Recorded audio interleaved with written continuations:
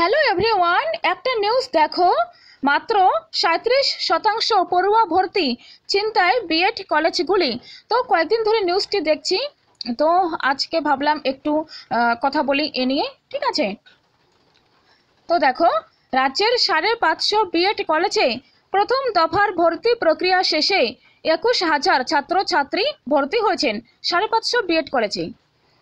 Next, বৃহস্পতিবারই বাবা সাহেব Ambedkar education university রাজ্যের বিএড কলেজগুলোয় ভর্তি প্রক্রিয়া শেষ করেছে। তাতে দেখা যাচ্ছে ভর্তির ছবি বেশ হতাশাজনক।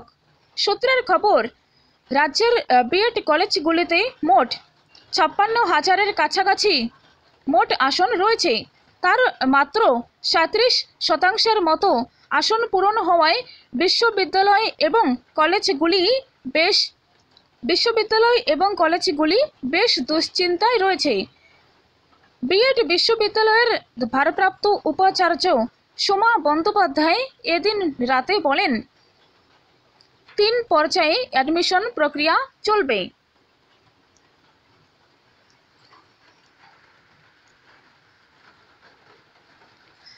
দ্বিতীয় ধাপ শুরু হচ্ছে 4 অক্টোবর। আশা করছি আসন পূরণের ব্যাপারে ইতিবাচক সাড়া মিলবে। এবার কলেজগুলি বিশ্ববিদ্যালয় এবং কেন্দ্রীয় নিয়ামক সংস্থা এনসিটি এর চাপে বেশ কিছু শিক্ষক নিয়োগ করেছে।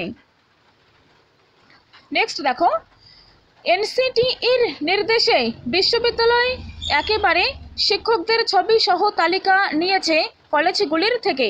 ফলে কলেজ কর্তৃপক্ষের আক্ষেপ, শিক্ষক নিয়োগ করেও পড়ুয়া মিলছে না। এতে কলেজগুলির আর্থিক সমস্যা আরও তীব্র হবে বলে আশঙ্কা। অবশ্য এবছরও উপযুক্ত পরিকাঠামো না থাকায় রাজ্যের 45 থেকে 46টি বিএড কলেজ অনুমোদন পায়নি। এর পরের লাইনটা দেখো,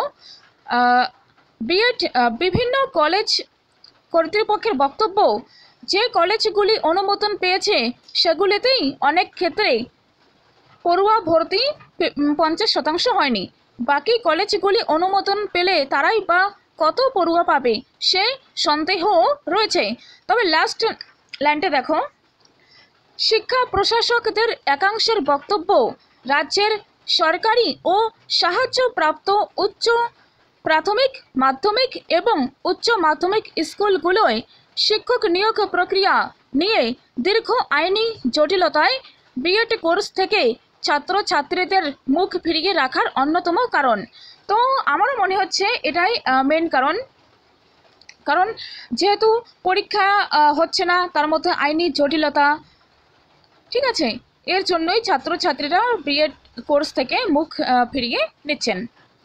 তো আমরা চাই খুব তাড়াতাড়ি যেন এসএলএসটি, তারপর সমস্ত যে টিচার নিয়োগ রয়েছে সেটি যেন হয়।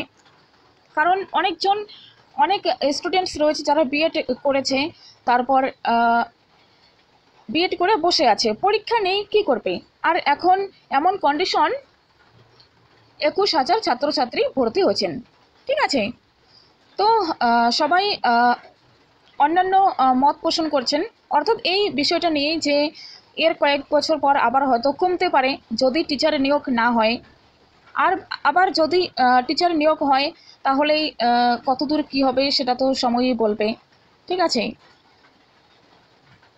যত দ্রুত টিচার নিয়োগ সম্ভব। তাছাড়া এর আগে আমিও ভিডিও দিয়েছি যে অনেক স্কুলে টিচার নেই, ইতিহাসের টিচার নেই, ভূগোলের টিচার নেই, পলিটিক্যাল সায়েন্স অন্যান্য বিষয়েরও টিচার নেই। তো এই সমস্ত আমরা খবরের কাগজে প্রায়শই দেখতে পাচ্ছি, অনেক স্কুল টিচার নেই জন্য বন্ধ হয়ে যাচ্ছে। তো এই মুহূর্তে আমার মনে হয় প্রশাসন যদি এসএলএসটির প্রতি সদর্থক ইচ্ছা দেখায়, এক্সাম নেয়, তাহলে তো হবে, তাই না? তো ঠিক আছে, আর এডুকেশন রিলেটেড নিউজ জানার জন্য এই চ্যানেলটি ফলো রেখো। ধন্যবাদ।